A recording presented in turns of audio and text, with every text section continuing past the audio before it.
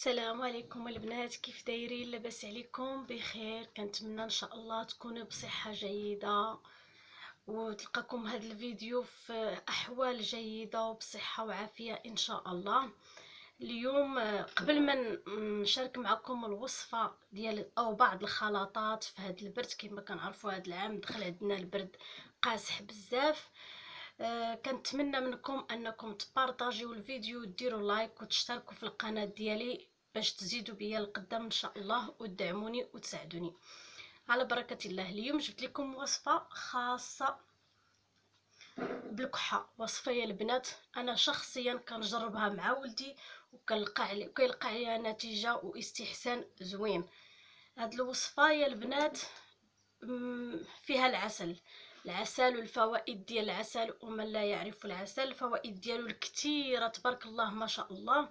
العسل الحر، انا عندي هنا عسل حر، وكنديروا ملعقه العسل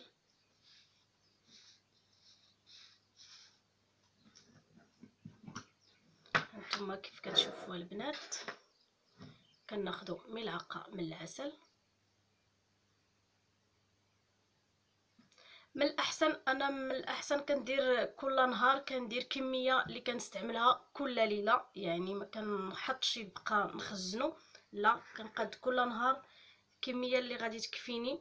وعندنا ملعقه من سكنجبير يا البنات، سكنجبير زوين في هذا البرد، واعر واعر واعر بزاف بزاف بزاف.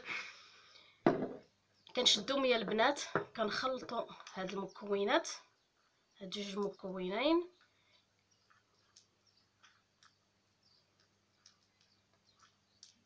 بحال ما هكا البنات. خلطات ساهلين ومتوفرين في اي بيت، وكانوا الاجداد ديالنا والجدات ديالنا والامهات ديالنا كيعطوهم لينا، وكناخذوها كنعطوها للدري اولا ليك كتستعمليها بالليل الا غادي تنعسي يا البنات. الا كانت الكحه قاصحه قسما بالله كنقسم لكم بالله الا في الصباح كتلقاي ديك الكحه بدات كترطب، يعني كتحسي بواحد الرطوبه. وانا في نظري من الاحسن اننا نستعملوا هاد الحوايج الطبيعيين، يعني اللي ما كيضروش الصحه ديالنا، ونتفاداو داك الدواء ديال الانتيبيوتيك كل مره كل صيف كل برد، يعني كيضر لينا الصحه ديالنا وكيفقد حتى سميتها المناعه عند الاطفال ديالنا. هذه الخلطه الاولى يا البنات. عندنا خلطه الثانيه غادي نقولها لكم غير بفمي، الخلطه الخاصه بنفس المشكل اللي هو الكحه. عندنا سميتو اغلبيه الناس ما كيعرفوش باللي البصله زوينه للكحه، زوينه زوينه زوينه، هي كتعطي ريحه، كتخلي الريحه في الذات ديالنا ميره زوينه. كناخذوا يا البنات بصيله كنحكوها مزيان، كناخذوا داك الماء ديالها، كنزيدوا عليه شويه ديال سكنجبير كنخلطوهم مزيان، واللي بغى يزيد عليه شويه ديال الثومه غير طلق في داك البصيله، وكندفيوهم مزيان وكنحكوهم للصدر ديال الطفل ديالنا ولا الصدر ديالنا حنايا، كنحكوه مزيان وكنلبسوا حويجات دافين وكنتغطاو. هاد الخلطات يا البنات كيداروا بالليل الا غنعسوا باش يعطيونا مفعول، كيسخنوا الذات ديالنا، كيعطونا مفعول ونتيجه روعه روعه يا البنات. هاد زوج الوصفات بالنسبه للكحه كيجيبوا نتيجه زوينه، حقاش الكحه ملي كتجينا من الصدر كيضربنا البرد على الصدر وكتطلع الكحه، ملي كندفيو الصدر ديالنا كتعطينا نتيجه زوينه. عندنا بالنسبه للرواح، انا هضر لكم اليوم غير على العسل والفوائد ديالو يا البنات الصحيه الواعره الزوينه. كناخذوا بالنسبه للرواح كناخذوا العسل وملعقه ديال الحامض وكنخلطوهم، اولا نصف حامضه عفوا، كنعصروها وكنديروا فيها 2 معالق ولا 3 ديال العسل الصغار، كنخلطوهم وكندفيوهم، ضروري كندفيوهم وكنشربوهم يا البنات. الا بغينا نعسو كيعطيو حتى هما نتيجه زوينه.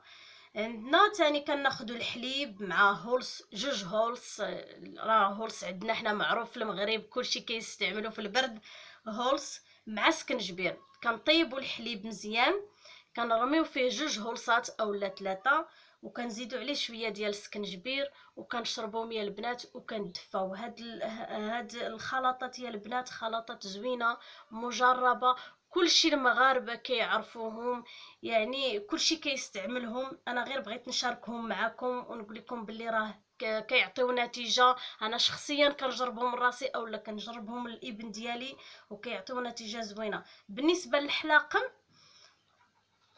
كنديروا الحامض مع العسل، نفس العسل. انا قلت لكم جبت لكم خلطات اليوم كاملهم فيهم غير العسل. انا عندي العسل الحر، واللي بغاتو تواصل معايا نصيفطوا ليها حتى البلاد فيما كانت. عسل حر طبيعي 100%، ما فيه حتى شي زيادات، ما فيهش العلف، ما فيه حتى شي حاجه. مهم هذا غير على سبيل المثال. كناخذوا بالنسبه للحلاقم كناخذوا حامضه كنعصروها وكنزيدوا عليها العسل ونسكافي. هاد الخلطه هادي انا من زمان، حقاش انا من النوع اللي كيقضيو عليا الحلاقم من زمان، دائما هاد الخلطه كانت كتصايبها ليا الوالده ديالي وكتعطي نتيجه وكنلقى عليها فعاليه الحمد لله واستحسان. وخصوصا انا الحلاقم عندي كيكونوا منفوخين بزاف، ولكن ملي كندير هاد الخلطه يا البنات المره الاولى ماشي الدقه الاولى، النهار الاول الثاني كتحسي بواحد شويه ديال التغير، يعني كتقدري انك تشربي السوائل، كتقدري تاكلي شي حاجه رطبه. الحمد لله كتجيب نتيجه زوينه. كنتمنىكم يا البنات تجربوا هاد الوصفات وتبارطاجيوهم مع الاصدقاء ديالكم والاحباب ديالكم لما لا، وتشاركوا في القناه ديالي والله يعاونكم. والسلام عليكم.